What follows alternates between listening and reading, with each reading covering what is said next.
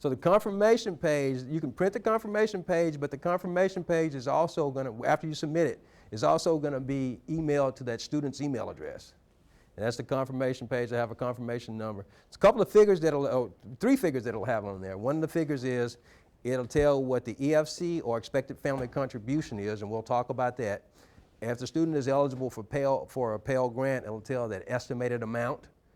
And if they're eligible for loans, it'll tell the amount of eligibility that they'll have. And it doesn't mean that they're going to be awarded that in loans, but it'll tell the amount that they'll be eligible for that year. So we want to talk a little about the process of the student submitting it. And so really what happens and what's going on. The student submits the FAFSA to the Department of Education. And remember, on the FAFSA, they list the schools that they want to receive the information to. So the Department of Education sends the schools a report.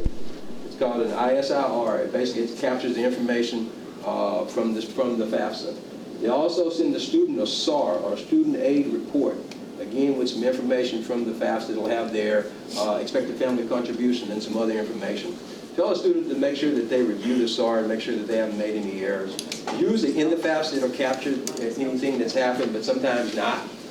And so at this point what happens is the school, after the student has applied to the school, and after school, for most schools, if they've accepted that student or they've accepted that student for admission, will send the student an award letter. The award letter is going to list the school's cost of attendance, and it's going to list what the FAFSA says the student or the family's expected family contribution is, and that's what they got from filling out the FAFSA. And then it's going to be the types of financial aid that they will award the student. If the student is going to attend, then they'll acknowledge that information and send it back, or they'll contact the school with an acknowledgement. They'll tell them how to do that, because all that used to be done by mail, but now it's done by email for the most part. Ultimately, what happens if the student is going to attend there, they accept the aid. At some point, the student will be enrolled at the school, and then they'll transfer the money to the student usually a lot of times schools are doing it on sort of a debit card, or they're doing depositing into the student's account. But that's once they pay tuition and fees. And so if the student is awarded money, and then there's what's called a refund, which means that there's additional monies that will go to the student that the student will use to do other things like housing and books and all those things. So I talked about these 3 things. The cost of attendance is the amount, the yearly cost up to go to a college. And that's going to vary from college to college. The expected family contribution is the amount that the FAFSA says, based on all the information the students submitted, that the family can contribute. Now that amount's going to be the same no matter which institution the student is attending. So cost of attendance is different depending on the institution. Expected family contribution is going to be the same. That's the formula. That's why they're submitting the FAFSA. And then what's left is referred to as financial need. Just some things about cost of attendance. Again, that's the yearly cost to attend. It varies from institution to institution, and maybe even from student to student at an institution, depending on the program of their program of study. Expected family contribution. The reason why everybody's doing the FAFSA is to do that. That's the primary reason, is to get that amount. A lot of times families will ask, they say, I submitted it before, we didn't get this, we didn't get that, should I do it? Every year, a family or student should submit the FAFSA. Things change. There's based on a federal methodology formula. Sometimes those change. There are so many different factors that contribute to the expected family contribution. One of them that a lot of folks don't realize is the age of the oldest parent. That goes into the formula. And of course, they're looking at the income and assets every year. So every year, a family should be submitting the FAFSA. So using that calculation, cost of attendance, which is the cost to attend the institution, minus expected family contribution, which is what the FAFSA says, what's left is financial need. And financial need is that figure that the institution will look at to determine how they're going to award the student. So the college will look at all the different types of financial aid programs they have, federal, state, and institutional, and they'll try to meet the financial need. So just using, if the cost of attendance is $10,000, the expected family contribution is $2,000, what's left over is $8,000. The institution will look at their different types of financial aid to try to meet the $8,000, which is the financial need. And that's when they look at the various types of aid that they have available. What's important to note, and a lot of people don't understand this, is not always will the need be met for the student. So the need is not always met, and so that need, based on what we talked about, not every single time for every student will a college be able to meet the student's need. It's up to the student to apply for scholarships and do some of those other things to try to meet that need, but just realize, and that's when the student really have to look at those award letters and some of those things to see who's best able to meet the need, or if the need is being met and how the need is met. Talk a little about they're meeting that with three primary types of financial aid: grants, work study, and loans. Grants, of course, is free money. It doesn't have to be paid back.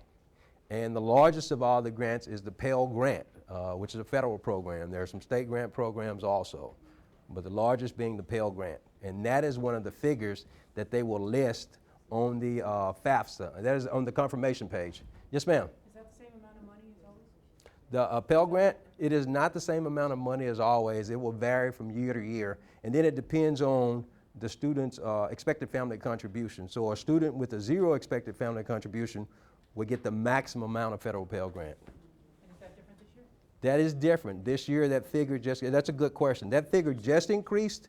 It is $57.30. So work study is another type of financial aid. Work study is a job that's on or near campus, and the student will get a regular paycheck. When we talk about applying for financial aid and trying to apply sooner than later, because a lot of aid is available on a first come, first served basis, one of the first types of aid to run out is work study. Now, if you guys were listening, the work study on the federal level was increased by $49 million over the previous award year. So that's more money in the federal work study. But again, that's one of the smaller pockets of federal funding, and it usually dries up the fastest. Now, loans, which is the largest type of financial aid, of course, they must be paid back. They are available for students and for the parents.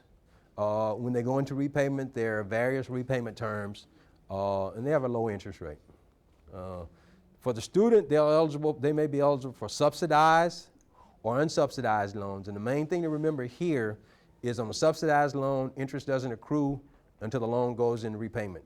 On an unsubsidized, the interest does accrue on it. Student isn't required to pay it, but the interest does accrue on the unsubsidized. And then parents may take out loans for their students. They're called parent loans, and the parents are responsible for that. They take it out on behalf of the student, but they are the loan holders of that. No credit check for students that use student loans. Repayment starts 6 months after they graduate or 6 months after they withdraw or drop below half-time.